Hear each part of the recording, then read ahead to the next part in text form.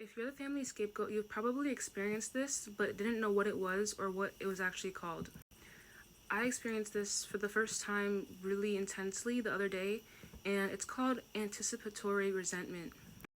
It's when you know how the narcissists are, so you already have to come premeditated, knowing what you're going to say, how you're going to say it, just so that you can move around their ego and make sure that you don't accidentally slight them or hurt them or disrespect them in their eyes. And you know the typical kind of responses that they will have to you asking for your needs to be met or asking for a ride or whatever practical reason that you need to talk to them. It was so insane. I was going through my head, literally having like an argument conversation, knowing the things that they would say and preparing subconsciously or consciously the ways that I would respond to it so that I can get them to understand my point of view, because I'm already anticipating them not hearing me or misunderstanding me or twisting my words. And it was insane. I was having this conversation trying to prepare for it, but instead my body reacted how it would when I was with them, and I got extremely triggered and frustrated, and my body got into fight or flight mode, and I couldn't escape it. I just had to feel through it, and it took a while. And I was mad at myself because I was like, this is not a real conversation. Why am I reacting this way to me having this imaginary conversation with them?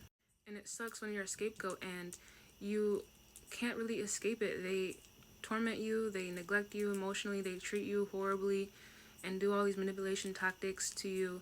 And when you're away from them, they can even still rob your thoughts and rob your own emotional regulation system just by you rehearsing or imagining having a conversation with them. And by the way, this is Aisha. Here we're going to thrive beyond the abuse. We're done focusing on the narcissist. We know how they are. We know their textbook. They're literally the same person, copy and paste. We're done focusing on them and how they manipulate. And here we're actually going to learn how to thrive beyond the abuse. Because I've seen so many narc survivors just their whole life spent as a victim, and it ruins their life and blocks all the opportunities that they could have. And so here we're actually going to focus on ourselves and how to thrive beyond it. So if you're interested in that, then hit the like and follow.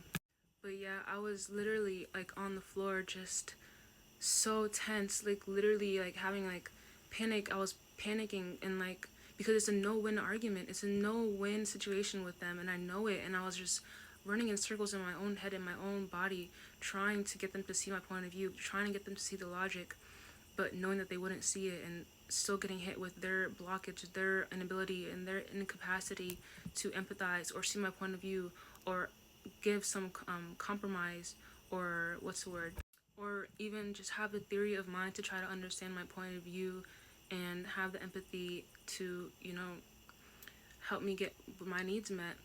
And I've never had an instance where I was actually this triggered. So that's why this whole new term that I found, anticipatory resentment, is super important. And I know that I must not be the only narc survivor or scapegoat who's experienced this. And so this is extremely dangerous, because our present moment is not in conflict or in danger. We aren't actually facing them. It's in our own minds, our own, what's the word? I keep saying that. Our own like anticipation, and just based off the patterns, based off how we know that they act in response, based off the patterns that they've shown in the past. Because right when you originally would go to these narcissists and ask them for your needs or just try to have a normal conversation with them, they would hit you up with blockages, random blockages of just superficial like BS statements like, oh, that's rude, oh, sorry, no, that's wrong, no, can't do that, without offering you any explanation. And something that I've experienced is getting really flustered with the narcs, because they just, like, I don't know if I was intimidated by them because a lot of them were older than me and I was younger. And so when I would get flustered with my words trying to speak correctly, they would then use that against me as the point as, oh, well, you don't even know what you're talking about. So, okay, the other alternative is to come prepared. Know how we're going to say it, exactly what we're going to say, and all the different ways that we can try to explain to them so that they can understand us and not misunderstand us. But then they still find a loophole around that and still do it. And so where else can you go except inward, except anticipating and literally triggering your own self, which I was so mad about, because I'm like, why am I triggering myself? But as a scapegoat, you can't be mad at yourself for trying to do that, for trying to come prepared, for trying to get your words together, for trying to like offer compassion and understanding so that they can understand you, but whole time they're committed to misunderstanding you. And so in my own head, I was saying a very clear, concise statement that anyone could understand, but then blocking it with another thought of just imagining how they would respond, how I know that they would respond, and just keep blocking it and moving the goalposts. Well, actually, what about this? What about this? What about that? What about that? And me preparing all the responses for each one that they could say. And I literally triggered my own self. And I think this is important to talk about because when we're trying to heal and thrive beyond narcissistic abuse, we have to not allow ourselves to fall into that trap. We have to be that safe space for ourselves. We can't let them and how they're hypocritical and their misunderstandings and their capacity, their minimized capacity to infiltrate our inner world to where we trigger ourselves by fake interacting with them. Even though we're trying to just do it to have, be prepared. It can be very triggering, and my body did not know the difference. Your body will not know the difference between fake and real, and my body reacted the same way it would with them, extremely triggered, and I almost just wanted to bawl crying, and I was just trying to hold myself back because I was also mad at myself for triggering myself. But really, it's not me triggering myself, it's me anticipating them and their responses and their inability to be a normal human being with me and treat me with the same respect and things that what I would do for them that they wouldn't do for me. Oh wow, it's been crooked, my bad. And this is common after narcissistic abuse because one, your body is and your mind is in hypervigilance mode. You were never able to predict the danger, so you had to just try to move with the unpredictability and adapt with it. Two, what happened to me was I was emotionally forecasting.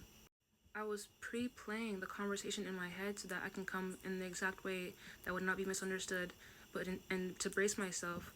But instead, I ended up burning a lot of energy and triggering myself in the most detrimental way, and spiking my own stress and dysregulating my own self. And three, like I said before, this is preemptive defense building, where in the past you've known that when you become flustered or you don't come correct or prepared, then they would just run over you. So don't be upset at yourself if you experience anticipatory resentment. They literally put you in no-win situation, so you have to try, and since you were a kid, the only logical option was to try to figure it out yourself and then go external. But even the external, they would still keep moving the goalposts, so you would never win. So how to thrive and heal beyond this, I would say, is to call it out and to not allow yourself to fall deeper into rewriting and replaying the arguments in your head because you will be accidentally triggering yourself. Feel your emotions in your body instead of your mind. Instead of getting stuck on the loops of what they could do and say and how you would respond, start to try to feel your body, your feet on the ground or your hands, and don't allow all that energy of you being triggered, of all of the pain and the suffering and the abuse that you've experienced, don't allow that to get stuck back into your head and to keep adding to a narrative. And because I'll go into that in another video, but that's so detrimental for your belief systems and your programs in your brain and how you view yourself in the world.